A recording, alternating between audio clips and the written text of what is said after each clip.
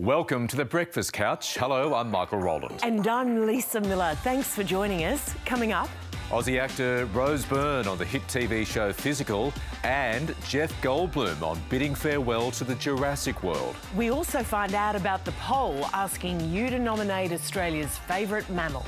Plus some tasty winter warming pie suggestions from our resident foodie, Alice Zaslavsky. The warm-up is over and it's time to get ready to sweat once again with Rose Byrne. The Aussie actress is back as Sheila Rubin in the dark comedy Physical on the Apple TV Plus network, and this time she is more determined than ever to building her aerobics empire. I caught up with Rose Byrne earlier. Get a good look, honey? Allow me to present the titular body behind Body by Sheila. That is a dynamite-looking outfit. What's that color? Yellow. Well, Rose Byrne, good morning. Thanks for joining us. Season 2 of Physical sees Sheila Rubin. She has launched her first fitness video, but it's very clear, isn't it, that she wants more. How much does Sheila's ambitions drive Season 2?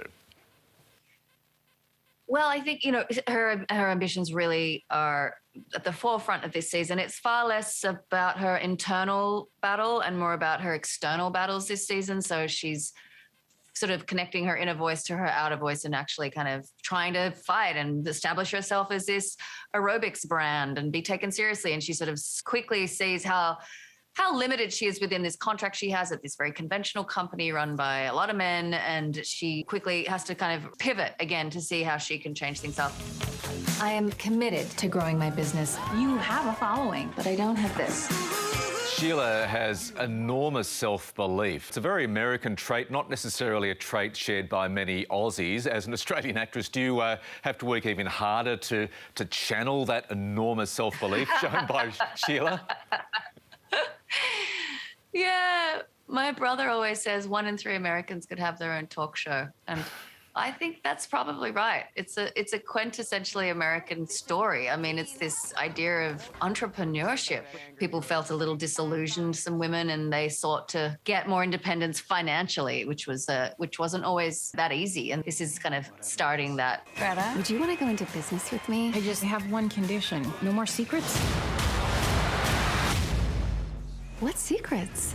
Lifestyle and wellness gurus are pretty thick on the ground now in America and certainly here in Australia. But as you say, they were just starting out back in the 80s. They're sort of the early version of the modern day influencers, I guess, aren't they?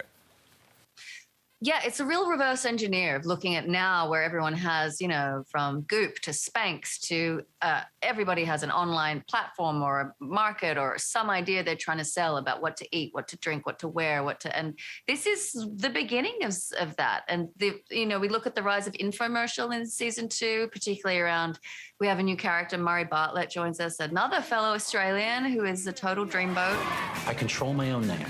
I control my own business. He plays Vinnie Green, who is a rival / mentor to Sheila, who's also an aerobics personality, but really a brand and kind of embraces like self-help and self-worth and the kind of the Anthony Robbins sort of beginnings of that. And it's very funny and very interesting to look back at. Murray Bartlett, as you say, is amazing. He was terrific in White Lotus. He plays a fitness instructor, Vinny, as you say, in season 2. So how does the Vinny and Sheila dynamic play out?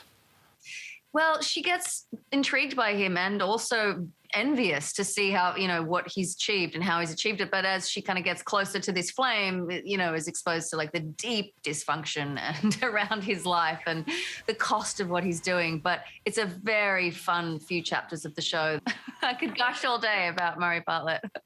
So Sheila's very fit. You are, Rose, also fairly fit as well. Do you have to keep a pretty vigorous fitness routine to stay true to the character? I am not fit at all, but when I do physical, I guess start to train. We have a wonderful choreographer, Jennifer Hamilton, and it really does get your cardiovascular ability up. And I'm uncoordinated. I'm not a good dancer. I'm none of those things. So I really have to work incredibly hard, concentrate. I read a profile of you where you describe yourself as lazy. Surely not. Well, but I'm not lazy. Like I have small kids, so I'm up early. But I have friends who are so dedicated to that stuff, and I'm kind of useless. Oh, well, you'd make a good journalist. Rose Byrne, thank you so much for joining us on News Breakfast. Have we been in too long? I was starting to worry that maybe Relax. I mean, you think they'd sell these things if they weren't safe? It was an instant hit at the box office nearly 30 years ago, and now Jurassic Park is back, and it is bigger and better than ever. The film opens in Australia next week, and before it does, I caught up with Jeff Goldblum, who returns as Dr. Ian Malcolm in Jurassic World Dominion. Genetic power has now been unleashed. We made a terrible mistake. I could use your expertise. You coming or what? The doomsday clock might be about out of time. Michael, so nice to see you, Michael. Thanks for joining us, Jeff Goldblum. What was it like acting in another Jurassic film nearly 30 years since you starred in the first one? Well, what a trip. It was just unbelievable. You know, I can't believe somebody had told me back in 1993, long before you were born, that I'd be here doing this movie. It would have seemed highly improbable, but it was amazing. So here I was doing it and getting a chance to act once again with the great Laura Dern and Sam Neill, who are two of, as you know, our greatest actors and most beautiful types. And it was just amazing to be part of this movie series. Don't move. Why do they always have to go bigger? It's clear that you have a lot of respect, all three of you, Laura Dern and Sam Neill. You're great mates with Sam Neill, aren't you? You've got a bit of a bromance going with him, don't you? Well, I adore him, you know. We got to hang out more because of the COVID situation. We all had to stay bubbled up in this hotel near Pinewood Studios. So we really got a chance to be together more, and I loved it. He and I got closer than ever, as I did with many of the cast mates, but Sam was just great. Bye-bye, love.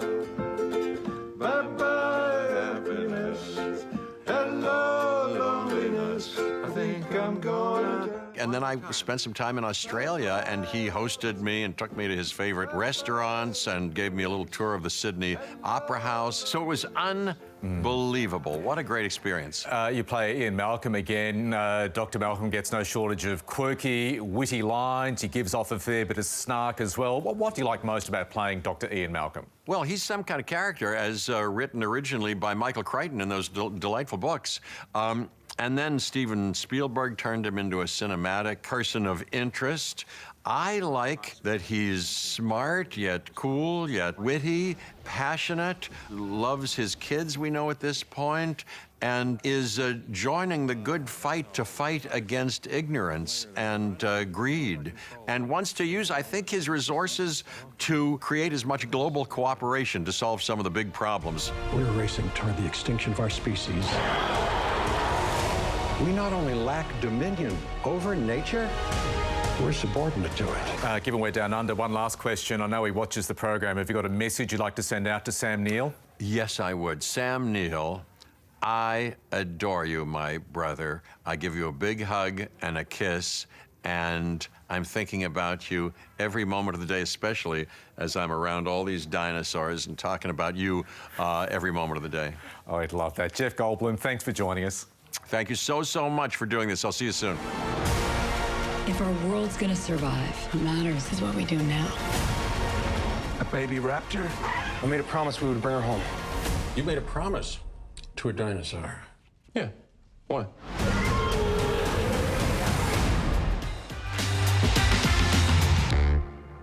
Just when he thought elections were done and dusted, campaigning is well underway to find the Australian Mammal of the Year.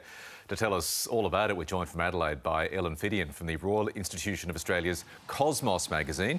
They're organising the poll. Ellen, good morning to you. Morning.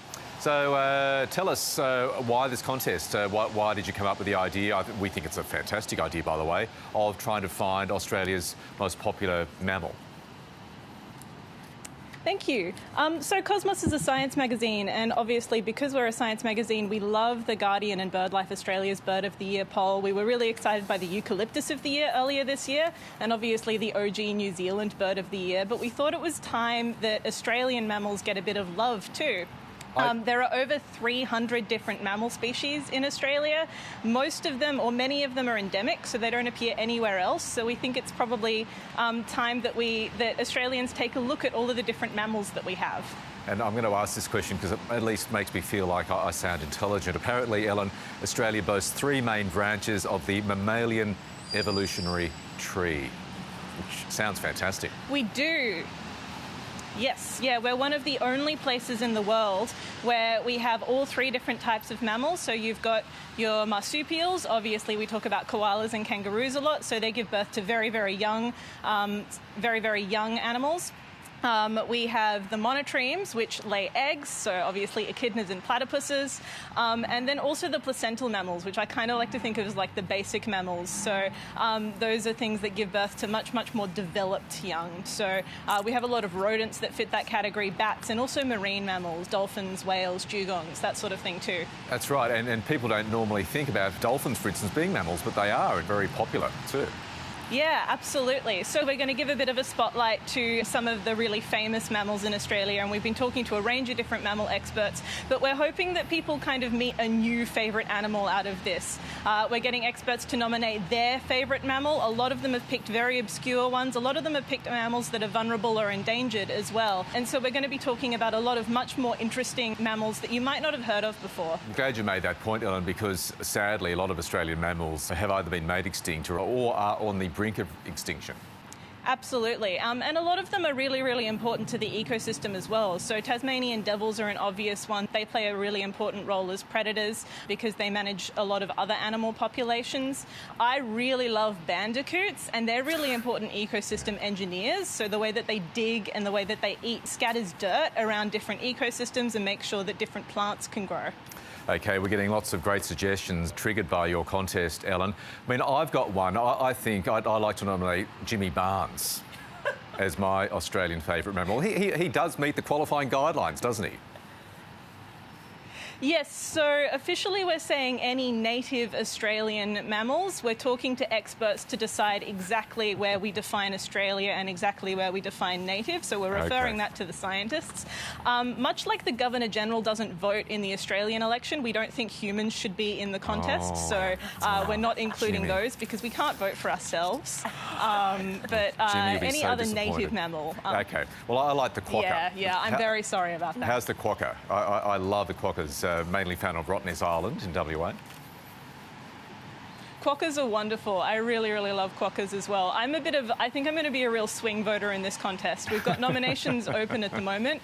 We've had several hundred, and every single one that comes in, I'm like, oh yes, this mammal. It should actually be this one that wins. I love your enthusiasm, Ellen. Thank you so much, and all the best with your contest. I think we've given it a big kick along this morning. Wonderful, thank you. Ellen Fidian from Cosmos magazine. And, gee, some very diverse choices coming. Oh, yeah. What about this one from Melissa? The Tasmanian devil. Gorgeous, fierce, mostly solitary creatures and have managed to survive that dreadful facial tumour disease. I love them, Melissa says. Em has nominated the platypus, very popular early choice amongst a lot of our viewers. They are preposterously cute. And Claire has gone for the equally popular wombat. They are everywhere around where I live, so solid, strong and determined. Yeah, that's the wombat. Yeah. And Jenny has gone for the bilby. Oh, aren't bilbies cute? Yeah. How cute are bilbies? Gorgeous. Hey, as the temperature plunges, most of us in colder climates are rugging up. But what about keeping our furry friends warm in the winter chill? Well, the RSPCA's Tanya Drakopoulos joins me now. Hello, Tanya. Good morning. Welcome to News Breakfast. Oh, who have you got there with you? I've got my boy Astro. He's a bit sad this morning, but he's all right. Oh, why is he sad? Because it's cold and you haven't taken him out yet?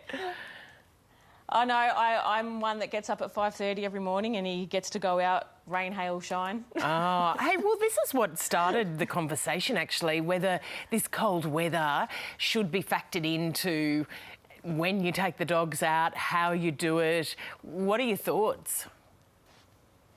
Yeah, so it's really important during the cold weather that we don't turn into couch potatoes. I know it's easy to do, but we still need to provide our animals with enrichment. They don't want to be cooped up in a house all the time, so it's really important that we still keep them exercised, enriched, and they get to enjoy life no matter the weather.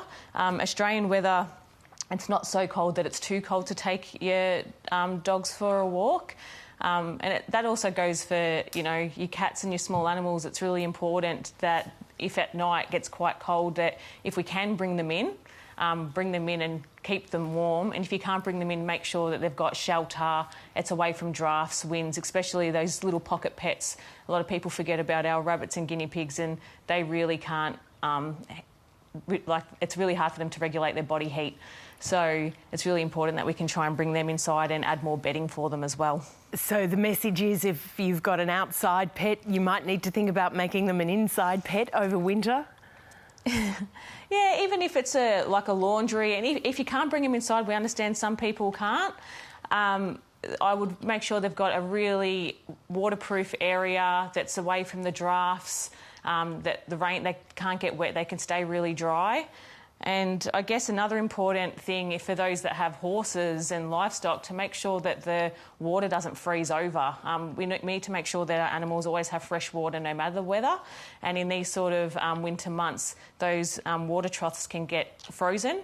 So if you've got, you know, horses and livestock, please make sure the water's fresh, and take off those summer rugs on the horses as well, because we don't want summer rugs on horses during the winter. And is there any reason why the animals might feel the cold more if they're, I don't know, they suffer from illnesses? I suppose that would then make it a bit worse for them. Yeah, they're just like us. They feel the cold just like us. And, you know, those that suffer from arthritis in the colder weather, you know, the pain can kick in, and that's exactly the same with animals.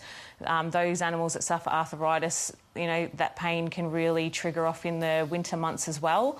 And younger pets find it hard to regulate their body heat as well. So it's really important that if we're cold, there's a good chance your animal's cold as well. There's certain breeds of dogs, Astro's got a lot of hair, but you know, you've got dogs like your greyhounds that are really thin, and you can get jackets for those sort of dogs as well. All right. Hey, Tanya, thanks very much, and Astro, for being a TV star this morning. Really appreciate you talking us through that. No worries. Thank you. Astro's come to life. Yeah, Brilliant. he was no longer sad. No, That's because he'd been fed. Just like a certain other dog comes to life at the end of chats on a Thursday morning, Lisa. Yeah, we're talking about Kubrick. We haven't seen Kubrick for a while, have we, Zach? He's too busy asleep in bed. Really? The cold weather, it's not his thing. These celebrities, you know, I know, need constant pampering and treats. But we'll have to get him back on the couch at some point. Hey, what are we looking at this week? Well, look, in the afterburn of Top Gun Maverick, we have two smaller productions, but very interesting productions. First up, let's take a look at Mothering Sunday. You have no family. You have absolutely nothing to lose. That is a gift, and you must learn to use it. When did you become a writer, Miss Jane Fairchild? 3 times over. The day I was born. The day Mr. Paxton gave me my typewriter. And the third? It's a secret. I see a few familiar faces in there. Yes, Olivia Colman, Colin Firth, you know, British cinema royalty. You've also got our very own Odessa Young in the central role, and she is absolutely superb. Looking at the story of a secret love affair set in the early 1920s, and also about artistic self-discovery. It's got shades of Ian McEwan, shades of Sylvia Plath, also Merchant Ivory cinema. This is for lovers of period dramas, but I really luxuriated in the pace of the film. It's quite a slow film, but it really draws you in. It's one of those quintessential character dramas. Fantastic production design. It's all about those central performances, though. They really sell this bittersweet narrative of longing and self-discovery. So this one is in cinemas across the country from today. And look, fans of this particular type of filmmaking will really find something to catch on to there. Also on the smaller screen, there we have something a little bit different. Irma Vep. Let's take a look. You're a stranger in a strange town. I'm young. I'm a movie star. I like when they look at you. What matters is staying sane. This is a bit of a high concept one for you. Okay. I'm sitting back, I'm getting ready. This is produced by HBO and A24. It's on the Binge platform over here. It's a mini-series by filmmaker Oliver Assayas. He has actually remade his own 1996 film into this mini-series, and that film is based on the production of a film remaking a short film from the early French short cinema series of films from 1915. You're doing my head in. You've got to do your homework for this one, but it's a fantastic piece of meta-commentary on cinema. The central premise is we follow a performer who is somewhat disillusioned with her career. This is played with absolute perfection by Alicia Vikander in this new production. She lands in this new production in France feeling a little bit out of sorts, and her life begins to blur with the narrative of the production she's making. So it's something for film fans, but what I absolutely adored about this production is you have these sort of long-winded episodes which you can really sort of engage with the theme, really engage with the style of the filmmaking. So I think people that love cinema will really engage with this, but it's also a great gateway into silent cinema. And there's so many pieces of silent filmmaking that we forget because you just can't see them. And this is a great way for people to do a little bit of research and engage with that period of filmmaking which is long forgotten. So this is on the Binge platform, and certainly one for film fans, but if you want to take a little bit of a detour into film history as well, you'll find a lot to savour. Well played, my friend. This is definitely where I need the prop comic dog next to me, the classic silent film bulldog. So he's got his homework to do as well. So. What's I appeared know, I wish there was during that smell. story? I wish there was smell of television, because this is unbelievable. Of course, we've been promising it all morning. The wintry weather arrived. What better time for cooking up something warm and hearty? Our resident foodie, Alice Zaslavsky, is here. You've brought all this food in, and for that I say thank you. And for that I say you're welcome. Sure. And this. What have we got? Well, this really is this is the time for pies. And actually, this was a special request from the cast and crew of News Breakfast, because they've been prompted by me. Oh, you're a pie fan. And I think the issue is that a lot of people think that pies need to be fussy and that you need to make your own pastry, you need to fuss about, but you can use leftovers, you can use shop-bought pastry. I'm here to give you permission to do that. And you can really not even use pastry, you can use cabbage.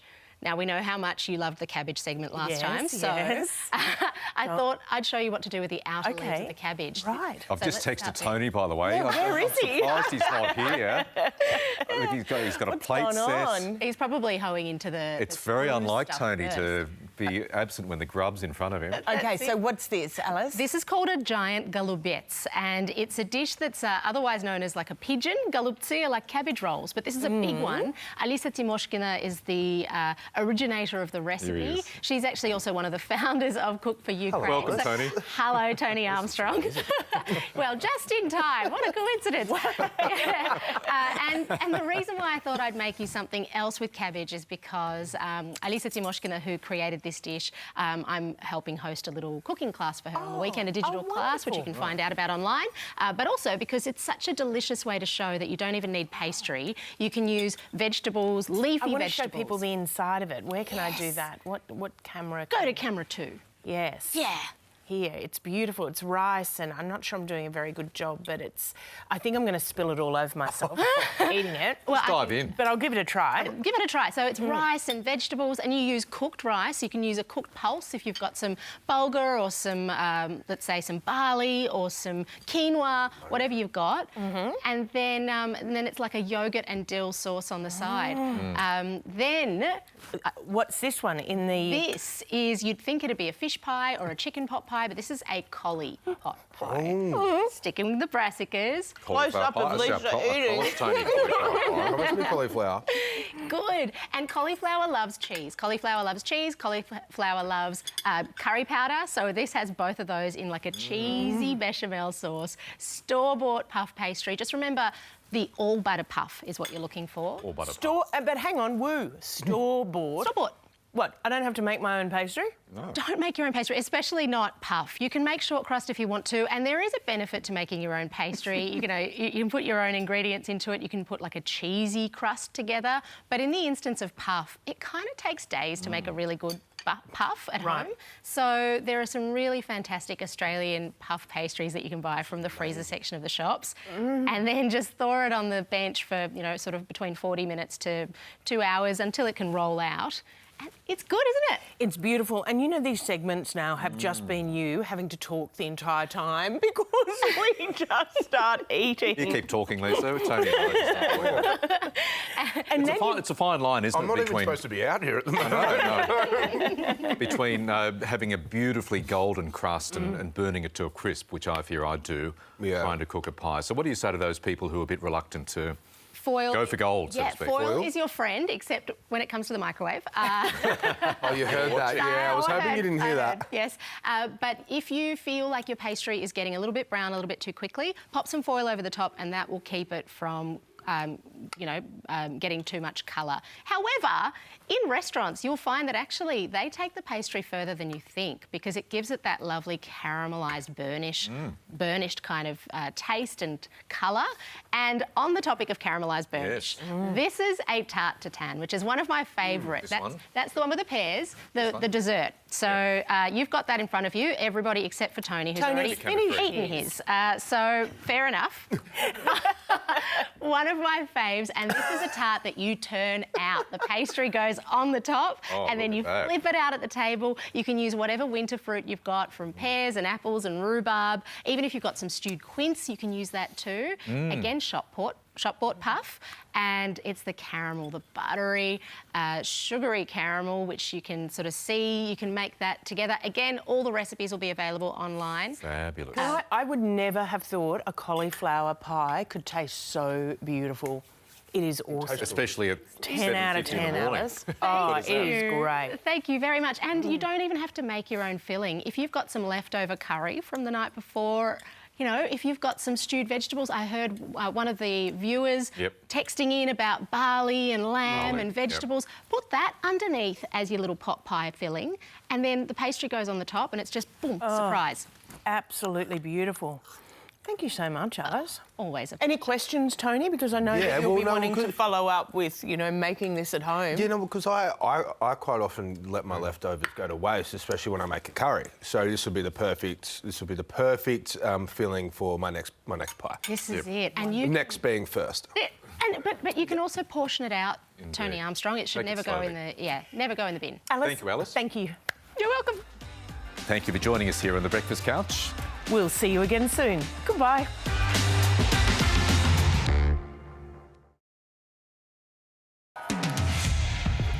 The government vows to try to ease the soaring cost of living through budget repair.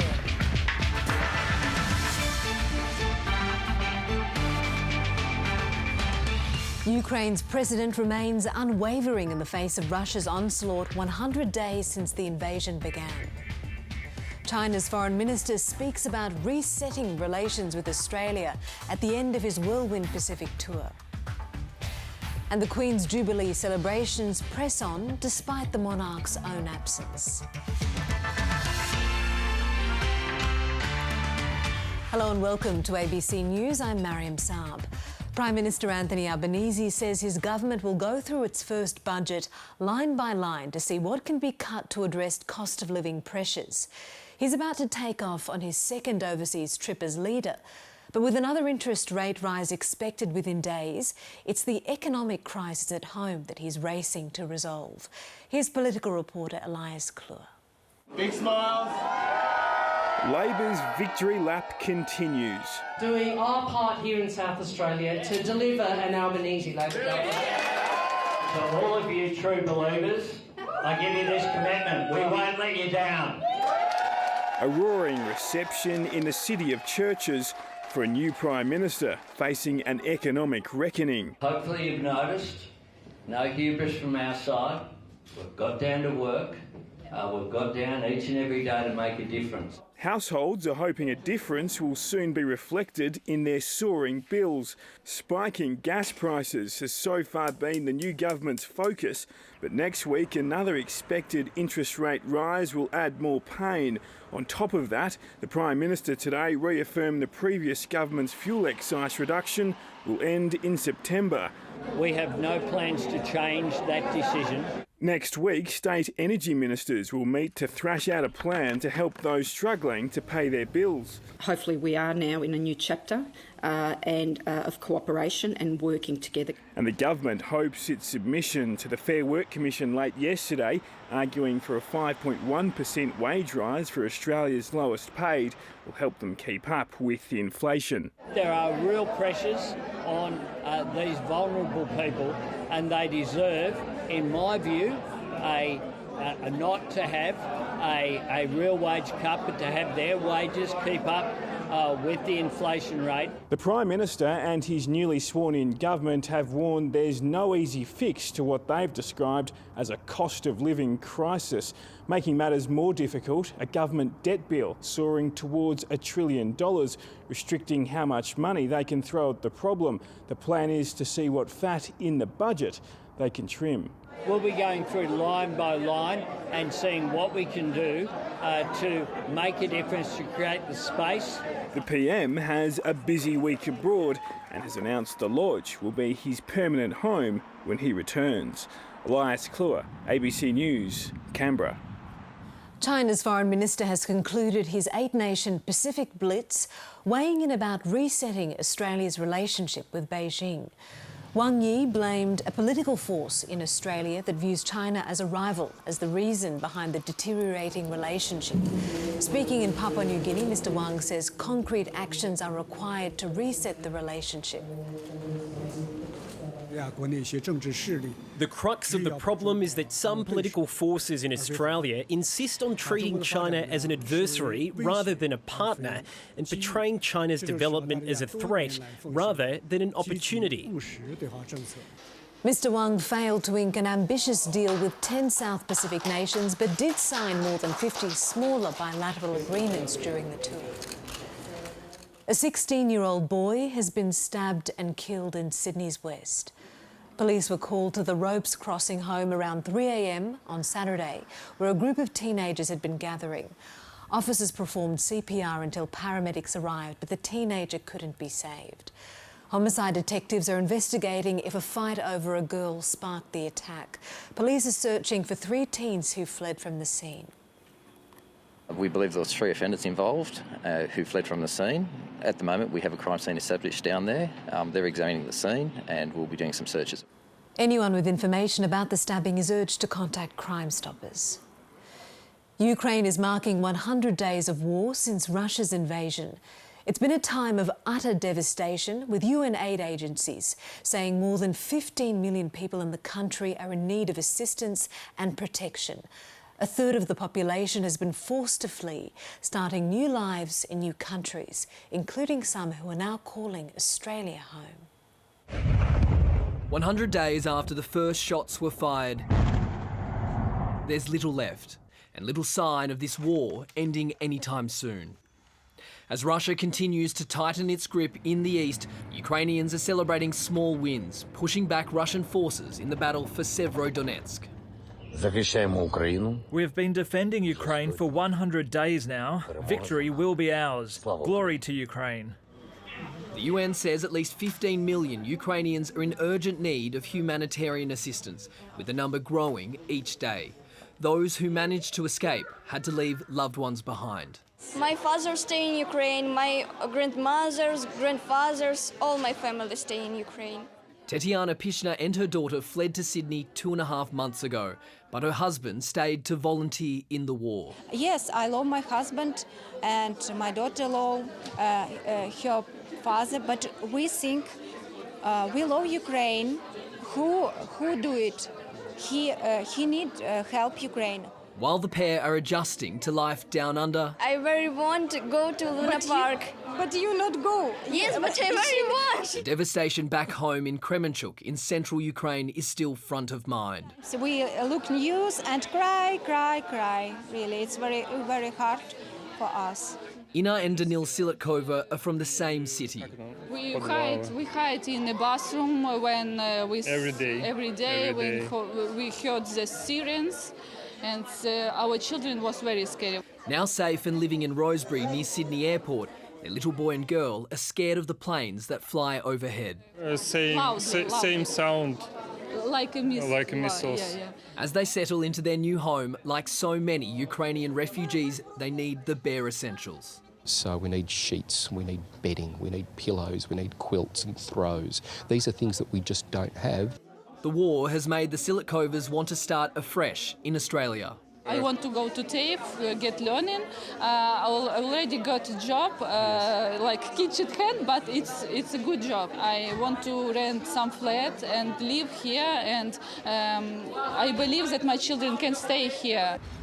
Because back in Ukraine, it's not looking safe to return anytime soon.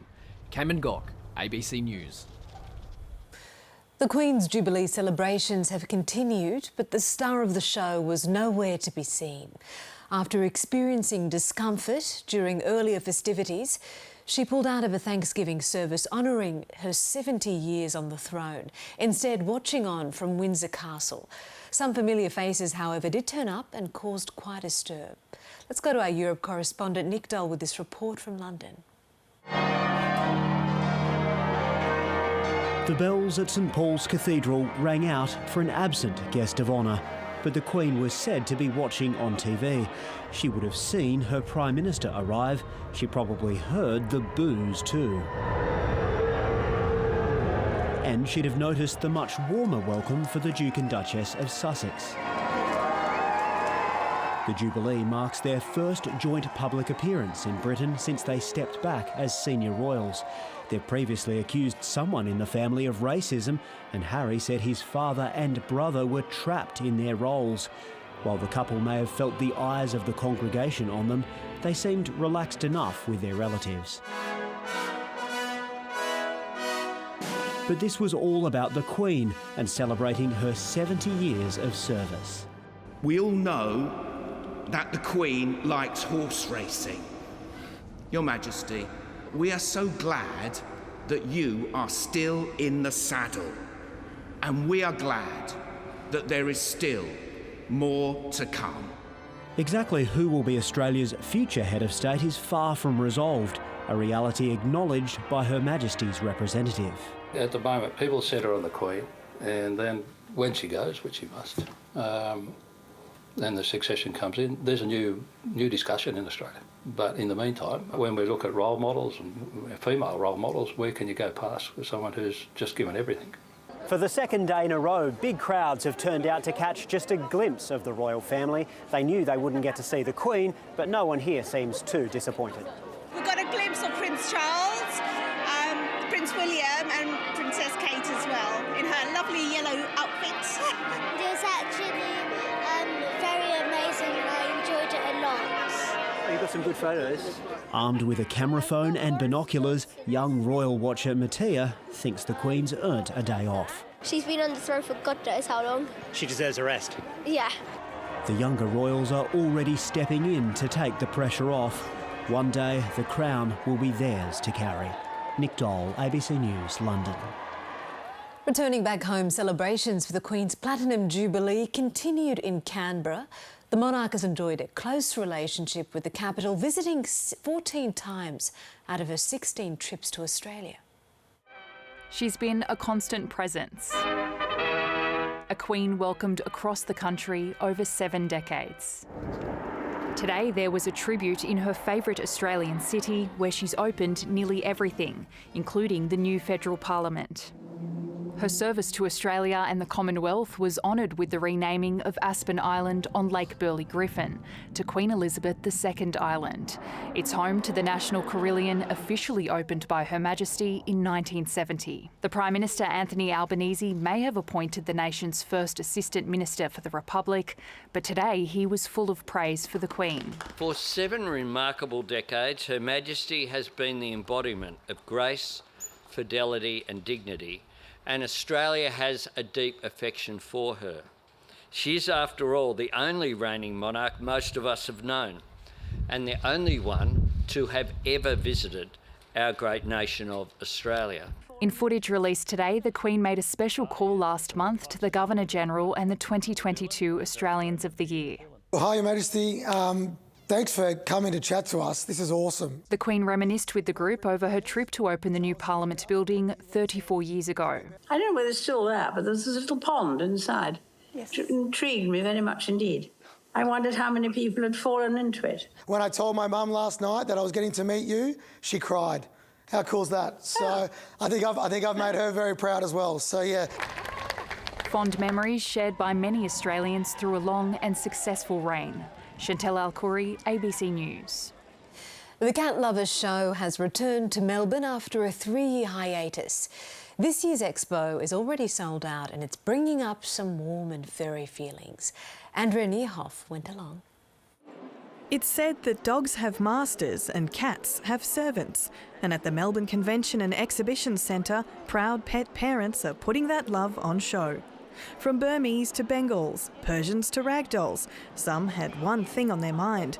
Others weren't so sure, and still more were lapping up the attention. Oh, look at that, getting all the loves, mate. Since it was last held in 2019, Melbourne's Cat Lovers Show has a new location, new feline friends, and new cat converts. They have their fluffy. So many people here, we are so exciting, we are happy to see them here. It's really interesting to see all the different breeds and such, that especially like over there, 'cause some of the show cats, they're just really weird breeds, but also really cute. It was all in a day's work for many of the show cats. But while most were ready for the catwalk, others needed a little more encouragement. There are almost 5 million pet cats in Australia, close to a quarter of which were obtained during the pandemic. And it's not hard to see why. So popular is this display of moggy mayhem, cat lovers are encouraged to get their tickets early for next year. Though there's little doubt about whether some feline fanatics will be back in 2023. I'm a crazy cat lady. That's okay, I'm okay with that. There's no time for a cat nap in the pursuit of perfection. Andrea Nierhoff, ABC News, Melbourne. Let's look ahead to today's forecast for our capital city. Brisbane will be sunny, Sydney partly cloudy, Canberra and Melbourne showers, Hobart a shower or two for Sunday, Adelaide windy and rainy, Perth partly cloudy, Darwin also partly cloudy with a top of 31 degrees. And that's the latest from ABC News. Keep up to date at news.abc.net.au and on ABC iView. I'm Mariam Saab. Thank you for your company.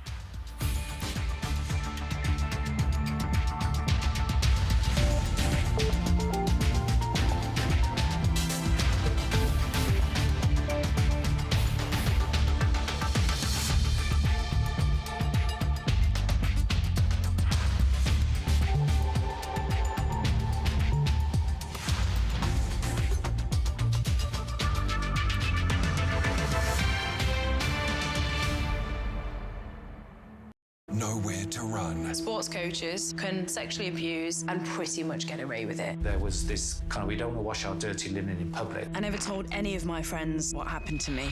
The journey to piece together a hidden past. I'm almost nervous about what I will uncover. Manipulative coaches are playing on the vulnerabilities of athletes who want to succeed at any cost. The more I'm digging into my own past, the more I realise that this is ongoing. Four Corners, Monday, ABC TV and ABC iView. India, a powerhouse of culture, politics, diversity. And it's time to take a close-up look. I'm Mark Fennell. Join me and a panel of guests every Monday night for a new show, India Now. We'll bring you the key issues and latest news from the subcontinent, exploring everything that makes India and its neighbours the region to watch. We've got more than 1.8 billion stories to tell. India Now, Monday nights on ABC TV and ABC iView. Justice and humanity. Economic growth. Champions. Women have been great role models. The city has been in lockdown. Picture this. A weapon that's fast, agile, almost impossible to stop. And it could be carrying a nuclear warhead. That weapon already exists. We don't know how to defend against hypersonic missiles. People will become more trigger happy. There are no rules about who can have hypersonic missiles, which means they're being made and refined at an astonishing rate. So a three-way arms race could already be underway.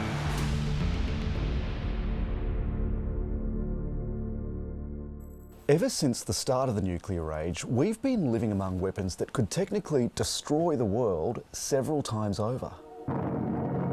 In the 1960s and 70s, there were billions of dollars poured into nuclear and chemical arms. At the peak of the Cold War, the US and the former Soviet Union had more than 60,000 nuclear warheads between them. That number is now down to about 11,000.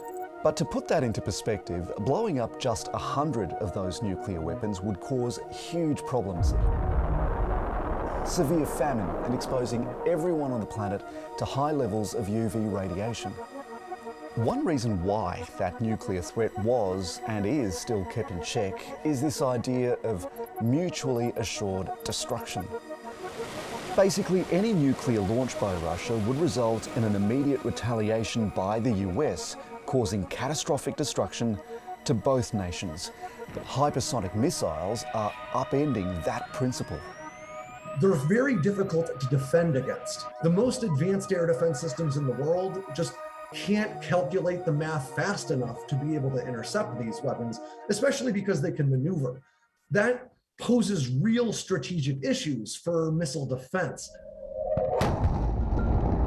Describing something as hypersonic means it flies much faster than the speed of sound. That speed is otherwise known as Mach 1. This is the distance you travel in 7 minutes at the speed of sound, about 10 times more than you travel driving down a road at 100 kilometres an hour. Commercial planes fly subsonically, meaning slower than the speed of sound. The Concorde famously flew at Mach 2, or twice the speed of sound. Anything above Mach 5, or about 6,000 kilometres per hour, is considered hypersonic. Now, hypersonics have actually been around for decades. In 1949, an American bumper rocket reached a speed of 2.3 kilometres per second.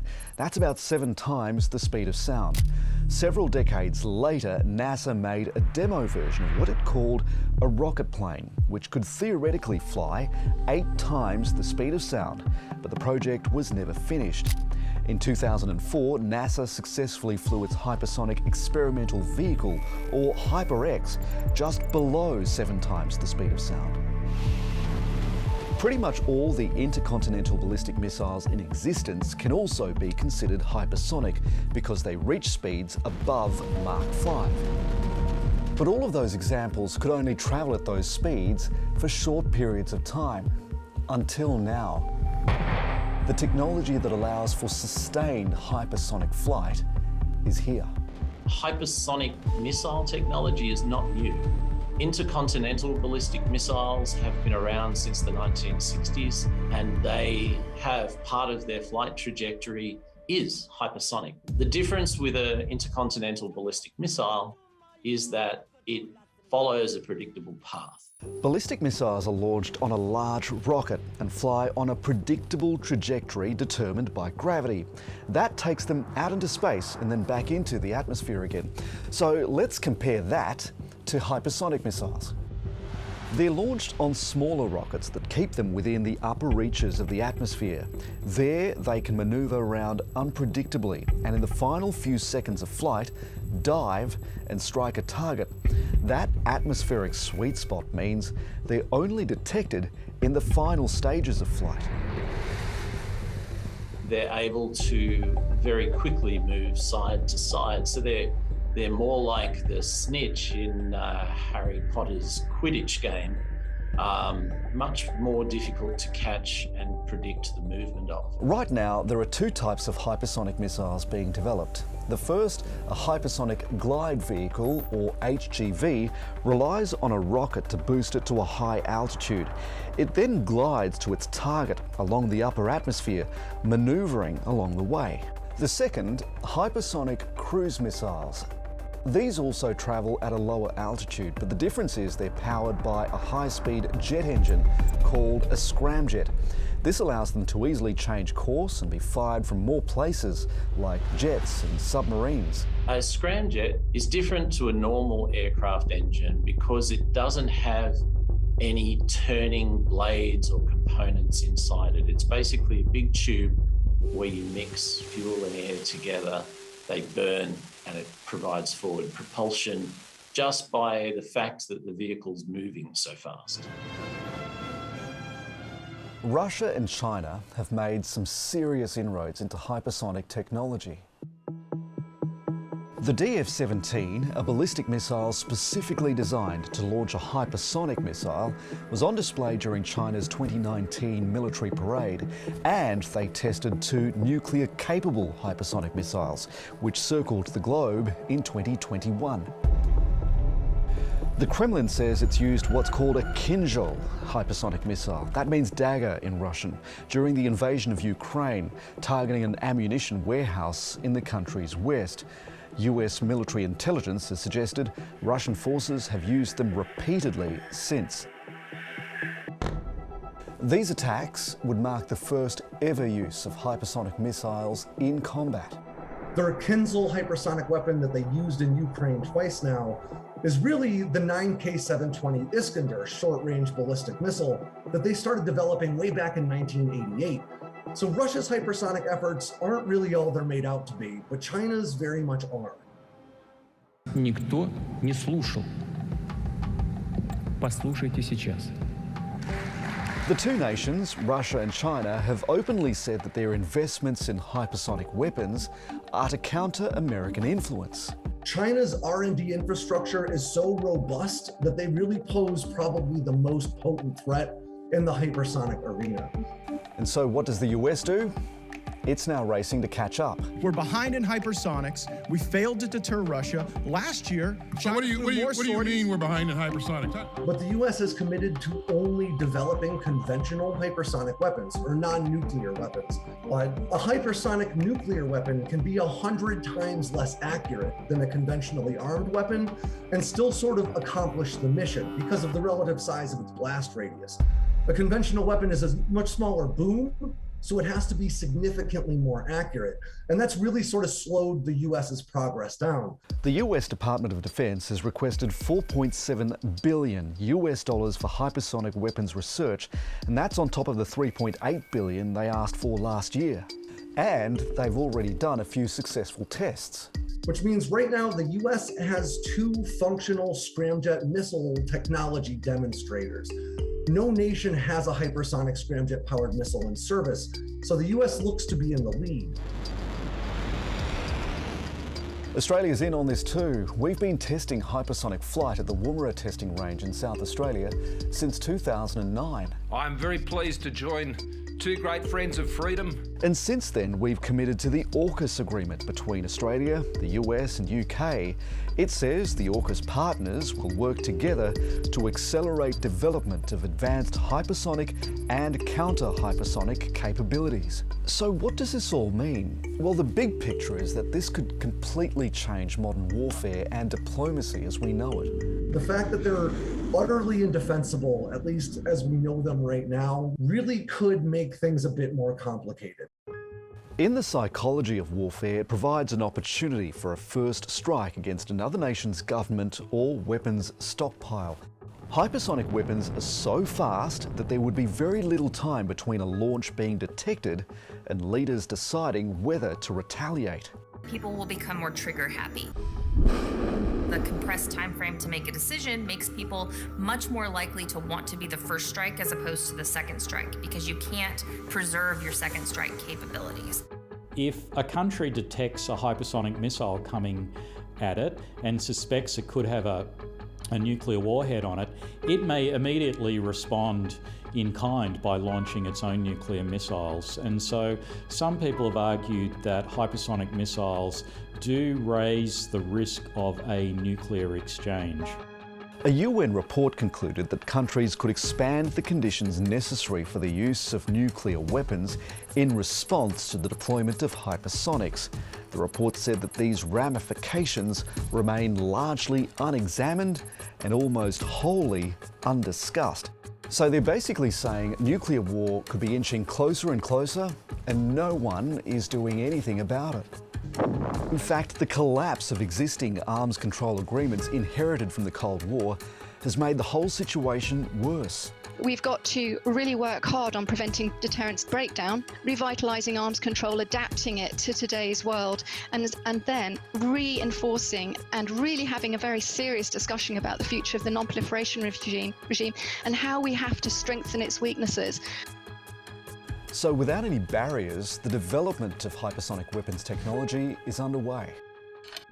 In Europe, Japan, India, Iran, Israel, South Korea, Brazil, Australia, and apparently North Korea. Once all these nations have these weapons in service, the real race is going to become who's got the most capable weapons instead of just who has the fastest. One report found there's probably less than a decade now to substantially hinder the proliferation of hypersonic missiles and their associated technologies. In the time it's taken you to watch this video until this point, even the slowest hypersonic missile could have travelled 1,000 kilometres. That's more than the distance between Sydney and Brisbane. The single biggest risk of this technology is what it could do to destabilise geopolitics. With tensions at a 30-year high, the clock is ticking to wind down this escalating arms race.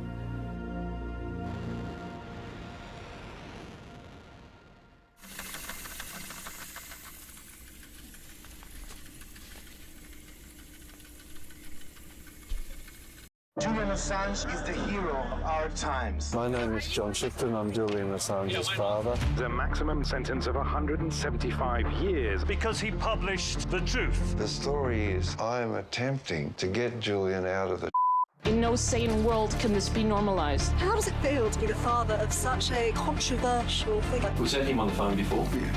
It's okay. What are your worst fears? That it just collapses. If Julian is extradited, Free Julian. he will be the first, Free the press. but not the last. Free us all. What's at stake? If he goes down, so will journalism. Ithaca, a fight to free Julian Assange. Tuesday, 8:30, ABC TV and ABC iView.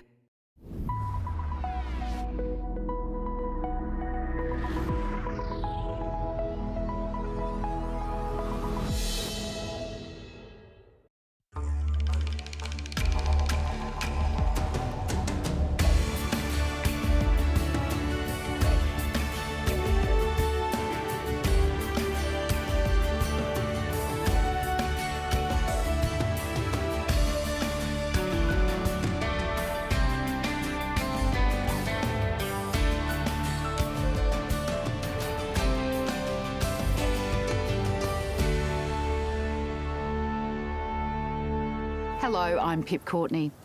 Queensland's Bundaberg region was traditionally cane country, but there's been a big shift to macadamias. It's becoming one of the largest growing regions in the country, and now the next horizon for producers is carbon farming. For one big grower, selling carbon credits could bring in hundreds of thousands of dollars a year, as Johanna Marie reports.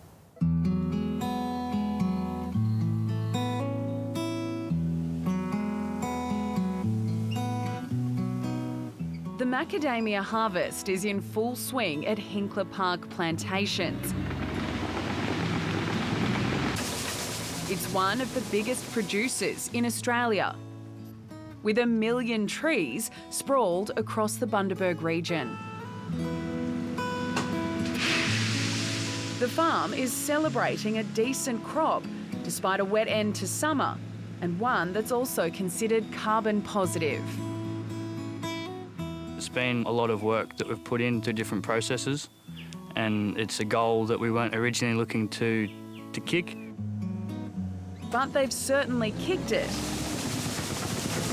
The farm has removed more than 17,000 tonnes of carbon dioxide from its own operation and the atmosphere last year through soil sequestration. That's roughly the equivalent of 4,000 passenger cars. Sustainable food certifier Carbon Friendly was responsible for the audit. Founder Francois Visser says becoming carbon positive is a major achievement. It means that you've actually eliminated all your own emissions and that you now potentially have additional credits that you could pass on to someone else who still needs to reduce their emissions. So it means that you've taken responsibility for your own impact and you've neutralised that. The journey began 8 years ago when the farm operators noticed a decline in the trees and shifted to a more holistic approach. Improved soil health has been key to their success, with compost utilising tree prunings, nut husks and excess farm matter. The compost was returned to the orchard under the trees and spread across the interrows. Becoming carbon positive, we did that through a lot of sustainable practices. So we started with compost and reincorporating a lot of material under the tree to improve soil health. Workers have also changed how they prune and mulch. Horticulturalist Earl Yandel says there have been huge benefits in tree health and the quality of the crop. We went from about 0.5% carbon in the soil to between 1 and 2. So a lot of our orchards have gone up by 1% to 1.5%, and that's improved the soil condition, which then allows us to grow better roots, better trees, better crops. Mr Visser says the assessment used international standards to calculate and establish a carbon footprint baseline, with guidelines on how to monitor the farm's improvements. I think in the case of Hinkler Park, they take around 700-800 soil samples every year throughout the orchards. We're also now testing in the interrow, not just under the trees, to get the coverage of the whole floor, and also then measure the bulk density every year to know exactly what that number is. So it's very extensive soil testing to set the base and then to do that annual measurement to see what that improvement level is. The next step for Hinkler Park plantations is developing in situ composting in the orchard, eliminating the need to transport the materials from their current compost site. That will reduce the use of trucks and machinery, which is the biggest source of their emissions. We're working on refining our processes and making them more efficient, and also reducing our inputs to get better outcomes. Mr Visser says the macadamia industry is leaps ahead of other tree crop producers. They're all starting to move in that direction, but the macadamia industry by far, are leading in that space. I would think that the whole macadamia industry is probably a carbon sink, in the sense that we're sequestering enough carbon in these orchards to offset the whole supply chain emissions as well. For Hinkler Park plantations, their original aim was just to become more sustainable, but the potential to now sell carbon credits is an added benefit that could soon see financial gains for the business. And a big one at that, almost $500,000 a year in extra revenue, based on the Australian carbon credit unit market price in May this year. The farm's carbon credits are being registered with VCS, or the Verified Carbon Standard Program, which is part of the so-called voluntary market. It doesn't attract Australian government-backed carbon credits, but it claims to be the world's most widely used greenhouse gas reporting program, and that its credits can be traded both in Australia and internationally. They could sell them to Qantas or BHP or whoever would be buying offsets, or even the retailers, would be buying offsets. So it's just such a great opportunity for industry to now support the Aussie farmers in the way that they're actually producing our food, but also in the way that they are now looking after the environment. All those different activities that we do are very laboursome, which is a cost, so that the carbon credits will offset the cost of the labour, the cost of the materials and the cost of the machines, which makes it a lot more viable. Others are seeing the potential for value adding, including Macadamias Australia, a family-owned farming enterprise that recently opened a new processing plant and tourism hub in Bundaberg. Part of that includes a cafe where visitors can taste macadamias straight from the farm. For them, becoming carbon positive is another step in their sustainability story. It's abundantly clear that the conscientious consumer in today's world, particularly post-COVID, is really focused on how they can vote with their dollar, so to say, or where their dollar can make the biggest impact. And that's buying products that they know contributes to a positive feedback to the world or as low a negative impact as possible. It's invested in energy-saving initiatives to cut emissions. Macadamia shells from the cracking process are used to fuel the factory's boilers that dry the product, and there are other measures in the works. We've also brought in, it's not here yet, but will be this year, a gasifier, which is basically using the shell to generate electric energy, which will then be fed into the plant. Macadamias Australia grower technical manager Rowan Orford says they wanted to make sure their work to reduce emissions on the farm was matched by what was happening in the factory. The audit on the first year of operations has produced encouraging results.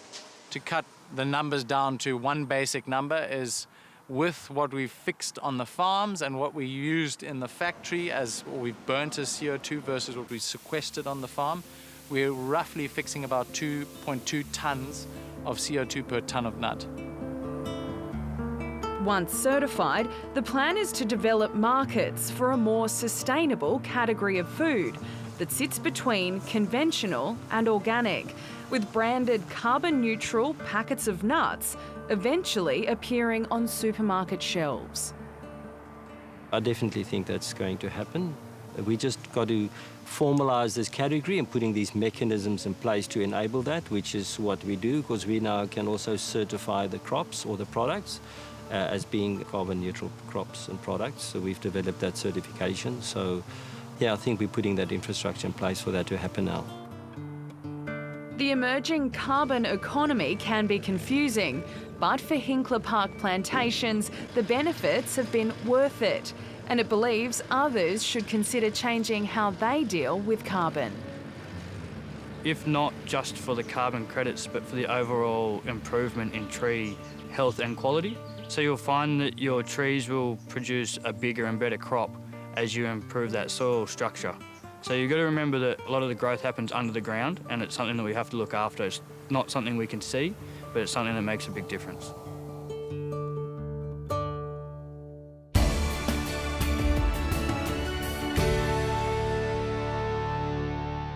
Victoria has two faunal emblems, a bird and a possum, and sadly both are critically endangered. Efforts to save them have been given a boost by a cattleman who's the first to admit he's an unlikely conservationist, as Tim Lee reports.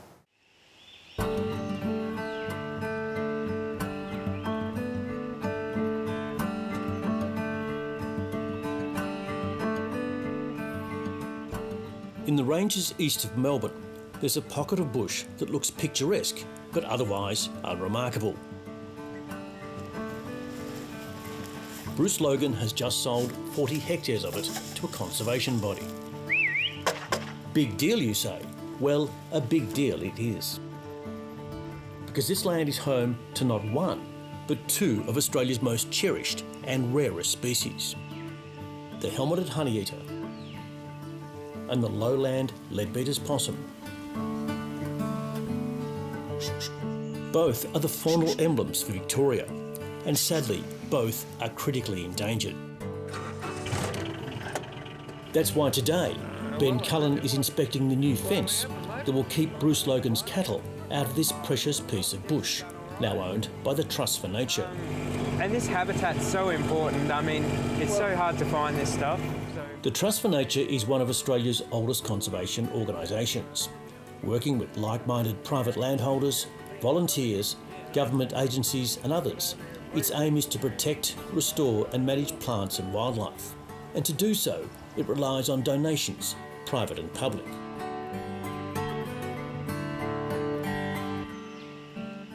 We approached the state government and they were able to provide us with the funding to be able to purchase this. So it'll become part of the reserve in the future, and it's a huge win for everyone in Victoria and Australia to know that one of our rarest birds is now protected. So how many are there again? For 77-year-old Bruce Logan, selling more of the family farm is a big decision. But with none of his family wanting to take on farming, he feels it's the right one.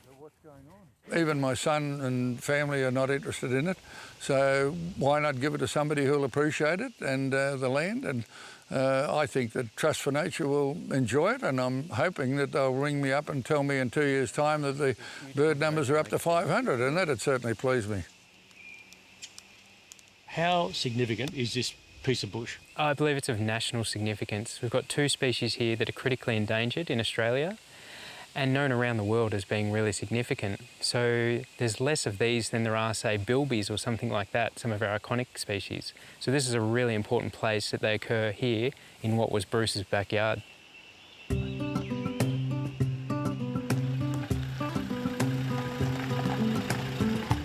Yellingbo, an hour's drive from the centre of Melbourne, is a crucial last wild refuge for both species.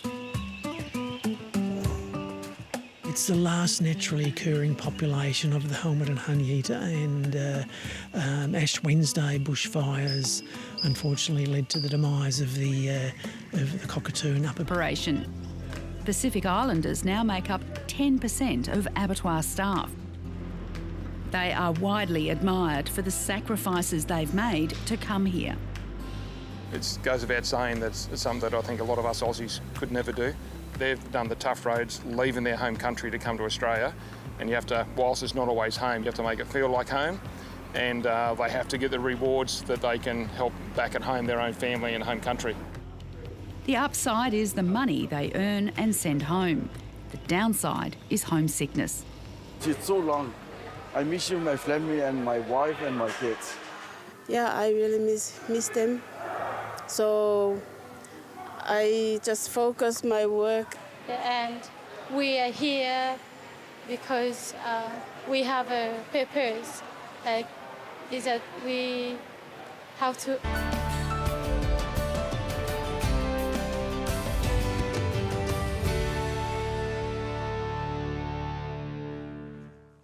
What you do here is incredible. Tell me what you need. Money, more staff, new buildings, equipment that works. Feel free to stop me anytime. Next Saturday, new recruits get a dose of reality. This is a demanding job. Everybody wants something from you. I gave you a specific instruction and you defied me. I don't know whether you're sincere or just a really good actor. Now, your instinct told you something was wrong. India needs superheroes. The Good Karma Hospital. Next Saturday, 7:30 on ABC TV and ABC iView.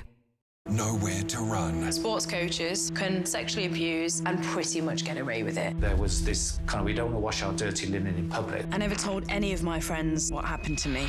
The journey to piece together a hidden past. I'm almost nervous about what I will uncover. Manipulative coaches are playing on the vulnerabilities of athletes who want to succeed at any cost. The more I'm digging into my own past, the more I realise that this is ongoing. Four Corners, Monday, ABC TV and ABC iView.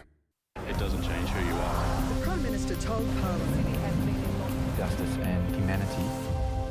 DW News live from Berlin, holding the line in eastern Ukraine. As forces battle for control of the industrial heartland, we hear from the foreign volunteers fighting against Russia. Also on the program, 33 years on, the Tiananmen Square protests are still making waves in China. We look back at the brutal crackdown, and we report from Hong Kong, where tough security laws ban any commemoration of the events of 1989. And a train crash in southern Germany kills at least 5 people. Rescuers fear they'll find more bodies in the wreckage.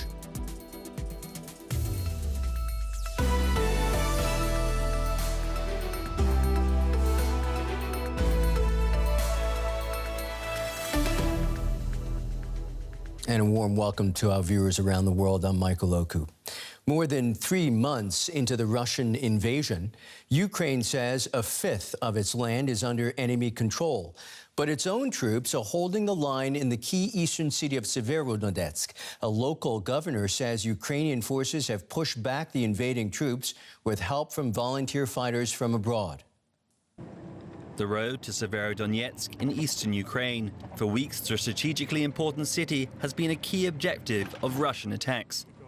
This unit of the Ukrainian army, with foreign volunteers, is to help in the defense of the city, where Russian troops have been advancing street by street.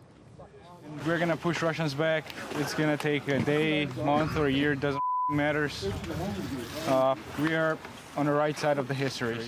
If Severodonetsk, the last Ukrainian stronghold in Luhansk province, were to fall, Russia would be one step closer to one of its declared goals, the complete capture of the Donbass. Moscow said on Friday, 100 days after the start of the war, it had already achieved some of its aims, claiming it had liberated areas from what it dubbed pro-Nazi Ukrainian forces. According to Ukrainian data, Russia currently controls 1/5 of Ukrainian territory. Analysts warn that this situation could well be long-lasting. I think we have to be prepared for this war to not last just another 100 days, but 200, 300, maybe even 1,000 days. Moscow is determined to achieve its goals. It has changed the nature of the war. That means we're not seeing a fast operation anymore, but something much slower, pushed forward with a lot of firepower and force. Firepower and force. Signs of this Russian strategy can be seen across Ukraine, not just in the east. Bucha, Mariupol, Irpin, places now infamous for alleged Russian war crimes against civilians. According to the United Nations, at least 4,183 civilians have been killed since the start of the war. Earlier, I spoke to Kira Rudik, a member of the Ukrainian parliament. I asked her how people are coping. Hello, thank you so much for having me. Well, we do understand that there needs to be a switch from the sprint to the marathon, and we are ready to this marathon. We do understand that it will be tough. We also do understand that we will have to gather our all resilience and all resolve and to make sure that we push them back. This is why I'm traveling right now, and this is why I'm calling for every single leader of every single country to give us what is necessary, to give us the weapons, to give us the money, to give us the supplies, so we can make this final push to push Russians back. Because while we have the support of our allies, while we have the resolve of our people, I'm very sure that we can win this war. You talk about the international community coming together for these weapons. Germany and other Western countries have promised Ukraine more advanced weapons. With intense fighting going on in the Donbass, are you concerned about whether they will reach Ukrainian troops on time? Yes, I'm concerned about that, because it's only now when we started receiving the weapons and supplies that we were promised like 2 to 3 months ago. The logistics is complicated. It's not Amazon Prime. We do understand that. But we also understand that our allies are working on making the logistics faster. And we do understand that they are trying to get it to us in time. So what we can do from our side is to make sure that logistics within Ukraine is working properly, and that once the weapons are crossing the border, we deliver it to the front as soon as possible. As you well know, there have now been 6 sanctions packages directed against Russia. This week, the EU agreed on the latest, a ban on most oil imports. Is this enough in your view? No, this is not enough. Well, first of all, these sanctions are half measures. So the EU allowed Hungary to push them back and allow partially the oil to be still used. Secondly, they will only start working 6 months from now. So my people will have to stand still and fight for 6 months before they actually start working before European countries will stop paying $1 billion a day for Russian oil. Understood. That is Kira Rudek, a member of Ukrainian parliament and a leader of the political party Golos. Many, many thanks. Thank you, and glory to Ukraine. A heavy police presence in Hong Kong is preventing any public commemoration of the anniversary of China's Tiananmen Square massacre. Police have made several arrests. Authorities have sealed off Victoria Park, where thousands gathered annually until Beijing's security law banned rallies last year. Back in 1989, students in Beijing brought China to a tipping point when thousands protested in Tiananmen Square, demanding democracy. The Communist Party sent in the army to confront the defenseless demonstrators. Here's a look back at how events unfolded. After weeks of protest, the People's Liberation Army came at night. Thousands of soldiers. They used live rounds and tear gas to disperse the huge gathering in central Beijing. Protesters seeking a different China.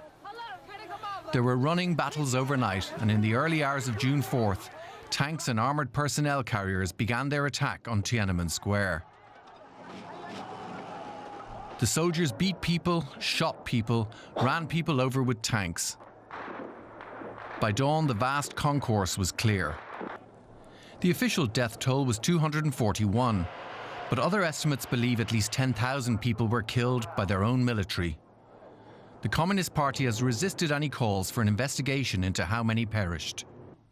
The day after the massacre, a man stood his ground before a column of advancing tanks on Chang'an Boulevard, which runs directly into Tiananmen Square.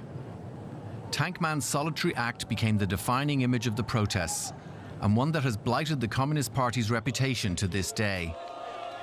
Every year at this time, the party detains human rights activists and censors discussions of the crackdown. Algorithms scrub any online references to the massacre on China's parallel internet. Overseas, the focus turns to China's repression in Tibet, Xinjiang, and Hong Kong. More than 3 decades later, the events on Tiananmen Square in 1989 still resonate. DW correspondent Phoebe Kong is in Hong Kong, the one place in China where large-scale remembrance of the massacre used to be allowed. I asked her what's changed. Well, I'm now standing at the entrance of the Victoria Park, which was once the traditional venue of the very massive, commemoration candlelight vigil over the past 3 decades in Hong Kong, but not anymore since Beijing's national security law was imposed in Hong Kong about 2 years ago. So that law has largely stifled such commemoration and political dissent in Hong Kong, and that, like in the past, it was tolerable in Hong Kong, but now it's like a kind of like a sense of fear looming in the city. As we've seen, the park was closed the night before the anniversary and is now guarded by hundreds of police officers with barricades surrounding the whole park. So it shows a sense of suppression on such commemoration, and it's also largely because of the organizing group was forced to disband last year, and its leader are now detained for subversion charge under the national security law. So this year is actually the very first anniversary since ever that no one applies for such commemoration assembly. So it is like becoming a kind of one of the most sensitive political taboos in Hong Kong. So there are clear constraints, but are you seeing any form of commemoration there today at all?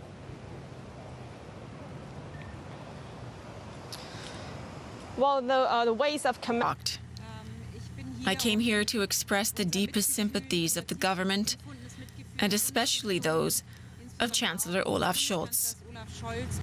The cause of the crash is still unclear. Bavaria's transport minister said no other train or vehicle was involved, leading him to assume it was due to a technical fault.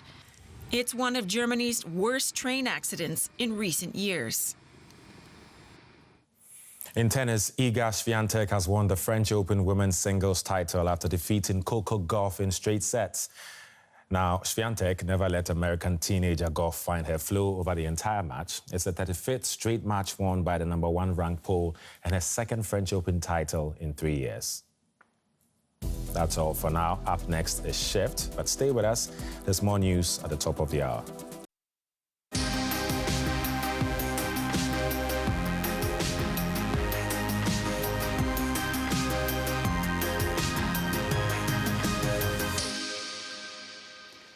Hello and welcome to The Virus. I'm Jeremy Fernandez. 3 years into the pandemic, many people are experiencing a state of chronic fatigue known as burnout. But what are the signs and what do we do about it? In fact, more than 7 out of 10 Australians working in the healthcare system have experienced burnout in the first year of the pandemic, according to a survey of almost 10,000 frontline workers. We'll speak to the researchers behind that study in a moment, but first let's hear from the Secretary of the Queensland Nurses and Midwives Union, Kate Veitch. Kate, welcome to the program. What are your members telling you about what's happening on the front line for them?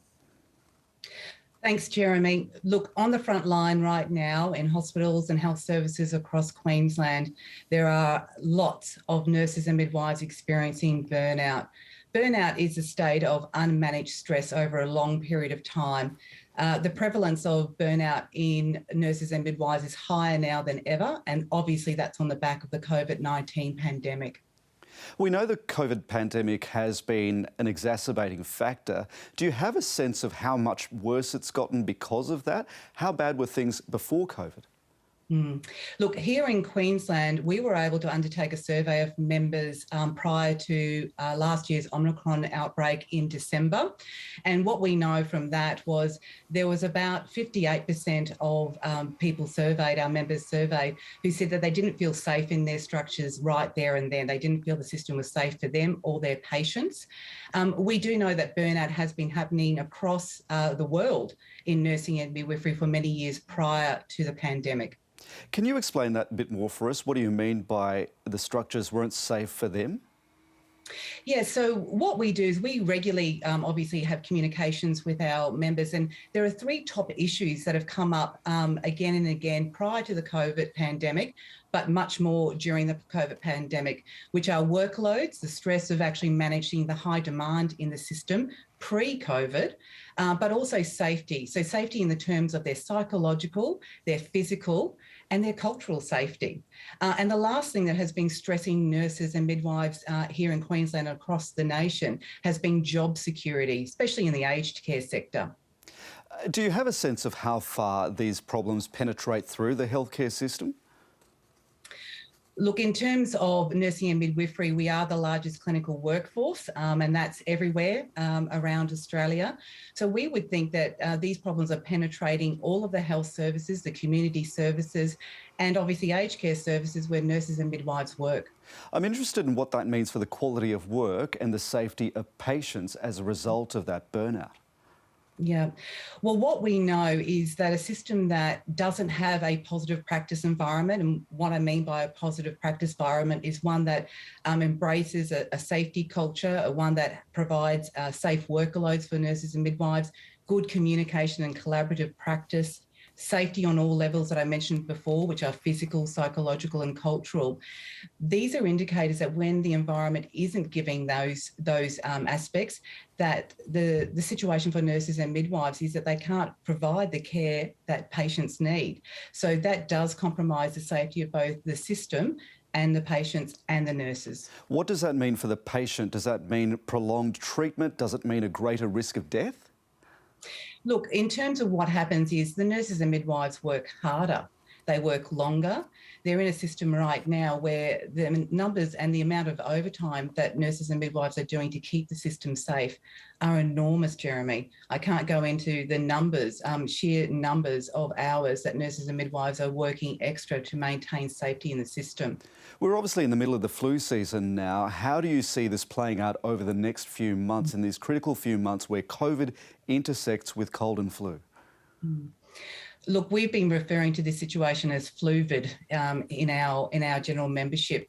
It is a real concern because we are on the back of 2.5 years now where the system has been under enormous strain with COVID, and to have a combination where we're seeing COVID cases and flu cases, very serious virus infections in our general community demographic, it's causing us to have increased demand in the system. So this is placing an enormous strain on an already very fragile health system. Kate Veitch, great to have you on the program. Thank you. Thanks, Jeremy. Let's talk to two people now who've examined burnout and how it impacts health workers and patients. Karen Willis is Professor of Public Health at Victoria University, and Natasha Smallwood is a Professor of Public Health at Monash University. She's also a respiratory physician at Melbourne's Alfred Hospital. Welcome to both of you. Thank you. Thank you. Natasha, tell us about your survey. This was done in 2020. It followed 9,000 healthcare workers. What were the findings? So we surveyed actually just under 10,000 participants from across Australia. So we got a really incredibly high response rate of healthcare workers around the country. And what we identified was that about 70% of people reported having burnout, 60% had symptoms of anxiety, a similar number had symptoms of depression, and about 40% reported symptoms of post-traumatic stress disorder, which is really actually quite an astonishingly high level of mental health symptoms. The other thing that we found that was really interesting in the study was that many of those healthcare workers recognised at the time that they had those symptoms. So they actually had very good insight into what they were experiencing. And yet, again, rather astonishingly, what we found was that only 25% of people actually sought any professional help to deal with those mental health symptoms. And was this survey motivated by the outbreak of COVID? What was the reason you started this study? Absolutely. It was motivated by the commencement of the pandemic. And I guess really the impetus was my own experience as a frontline healthcare worker, seeing the chaos and disruption that the pandemic very quickly generated in our healthcare system. You know, in February 2020, when we were seeing the high volumes of patients who were really unwell overseas and the really high numbers of admissions and, you know, really strong healthcare systems overseas being overwhelmed, it created a lot of fear in our own healthcare system and led to quite a lot of chaos and disruption. And seeing that around me made it quite clear that all of us were experiencing these symptoms, and that if we did not systematically measure this and report it, it would be difficult to argue for change down the track, as we very much are arguing for that change right now. Karen, were there any particular accounts from the front line that stood out to you? Well, certainly we asked, in addition to the quantitative measures in the survey, we asked frontline healthcare workers to tell us about their experiences by asking free text questions. And certainly what comes out are in-depth stories of people's fear at the time, the worry they had about being able to provide good patient care, the concerns they had for spreading the virus to their families, and the need really for organisational change and the culture within healthcare systems. Talk me through that kind of concern about patient care. What is it that they were worried about? Well, at the time, you may recall that at the time, one of the biggest impacts that was felt for patient care and across the community were around visitor restrictions.